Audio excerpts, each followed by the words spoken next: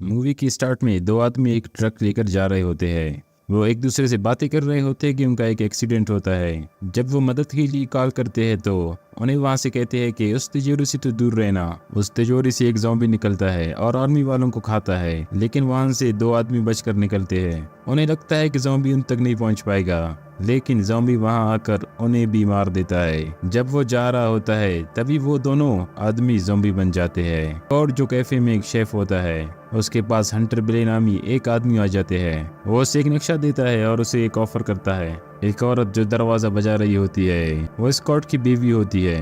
वो मजबूर होकर उसके सर में चाकू मार देता है क्योंकि वो भी ज़ॉम्बी बन चुकी होती है। इसी दौरान स्कॉट की आंख खुलती है। ये एक ख्वाब था। वो बहुत डरा होता है और हंटर बिले को फोन करता है और कहता है कि मुझे तुम्हारा काम मंजूर है। हंटर बिले से कहता है कि अपनी टीम बनाओ। फिर स्कॉट मारिया के पास जाता है और उसे उस काम के लिए कहता है। मारिया कहती है मैं तुम्हारा साथ दूंगी। फिर वो दोनों वैन रॉय के पास जाते हैं। स्कॉट उनसे कहता है कि एक काम है जिसमें रिस्क तो बहुत ज्यादा है और एक दिन के लिए 2 मिलियन मिलेंगे। वैन रॉय ये सुनकर मान जाता है। स्कॉट मारिया इसके बाद गुजमैन के पास जाते हैं और उसे $5 लाख में अपना साथी बनाते हैं। वो दोनों नक्शे जो हंटर बिले ने दिए होते हैं डैटर के पास जाते हैं। उसे कहते हैं कि क्या तुम ये तिजोरी खोल सकते हो, इसके बदले तुम्हें $2.5 लाख मिलेंगे। डॉक्टर कहता है कि मुझसे पूछ रहे हो। वो हंसने लगता है।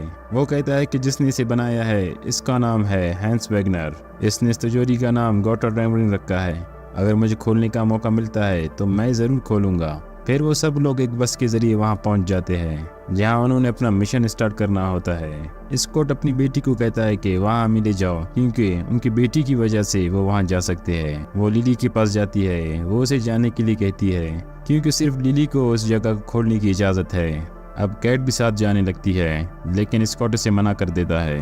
कैट नाराज होता है तो स्कॉट कहता है कि तुम एक शर्त पर अंदर जा सकती हो, तुम सिर्फ मेरे साथ ही रहोगी। फिर वो सब लोग गेट ओपन करके अंदर जाते हैं। वो वहाँ पर बहुत सारे ज़ॉम्बीज़ देखते हैं। वहाँ एक शेर को भी देखती है जो पूरा ज़ॉम्बी बन चुका होता है। लिली पुलिस वाले की गन निकालकर उसे शूट करती है और उसे बांध देती है। फिर वहाँ पर 2 ज़ॉम्बी आकर उसे ले जाते हैं। स्कॉट अपनी टीम के साथ अंदर जाता है। उन्हें ज़ॉम्बीज़ के दरमियान से गुजरकर अंदर जाना होता है। जब वो वहाँ से गुजर रहे होते हैं कि किसी का टांग लगने की वजह से वो बर्तन गिर जाते हैं। बर्तन की आवाज़ से सारे ज़ॉम्बीज़ जाग जाते हैं और चैम्बर्स किसी को चाकू से तो किसी को बंदूक से मारने लगती है और टीम के सभी लोगों के सामने ज़ॉम्बीज़ आ जाते हैं। वो ज़ॉम्बीज़ को मारते जाते हैं, लेकिन मार्टिन चैम्बर्स को अंदर बंद कर देता है। मिकी जब मार्टिन से पूछता है तो मार्टिन उसे कुछ नहीं बताता। तभी चैम्बर्स खिड़की तोड़कर वहां से बाहर आ जाती है। सभी ज़ॉम्बीज़ उसके पास आ जाते हैं। वो उनसे लड़ने की बहुत कोशिश करती है। वो मिकी को जाने का कहती है क्योंकि अब वो ज़ॉम्बीज़ से नहीं बच सकती।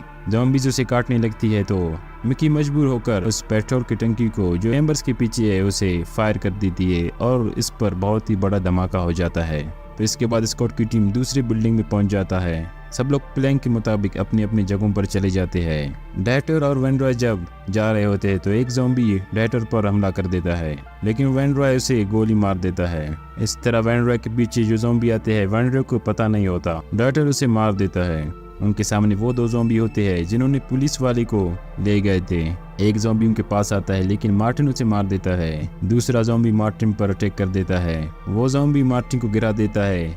तभी लिली उस पर गोली चला देती है और वो मर जाता है। मार्टिन ज़ॉम्बी के गले में एक रस्सी डाल देता है और उसका गला धड़ से अलग कर देता है और इसको अपने पास रख देता है। ज़ॉम्बीज़ का राजा ये सब देख लेता है। डैटर और वैन रॉय उस तिजोरी के पास होते हैं, लेकिन वहाँ पर लाशें देखकर उन्हें पता चलता है कि यहाँ पर बहुत सारे जाले हैं। वो एक ज़ॉम्बी को लाते हैं और उसका हाथ काटकर उस तिजोरी के सामने फेंक देते हैं और देखते हैं कि क्या होता है। जब ज़ॉम्बी उस हाथ के पास जाता है तो उसे बहुत सारी सुइयां लगती है। जब वो आगे जाता है तो उस पर दोनों साइडों से फायरिंग होती है। वो आगे जाकर दरवाजे के सामने फंस जाता है। मैरिन के अलावा वो सब लोग उस तिजोरी के पास आते हैं और हेलीकॉप्टर के पास होती है। उसे चलाने की कोशिश करती है क्योंकि ये हेलीकॉप्टर बहुत ही ज्यादा पुराना है। इसी दौरान डॉक्टर वो तिजोरी खोल देता है।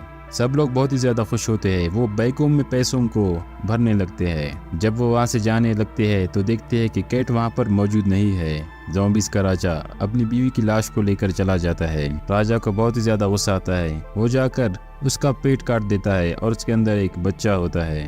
वो और ज़्यादा गुस्से में होता है और गुर्राने लगता है और वो सारे ज़ॉम्बीज़ गुस्से में बाहर आ जाते हैं। स्कॉट अपनी बेटी कैट को ढूंढने लगता है। मारिया उसे कहती है कि मैं तुम्हें अकेला नहीं छोड़ूंगी।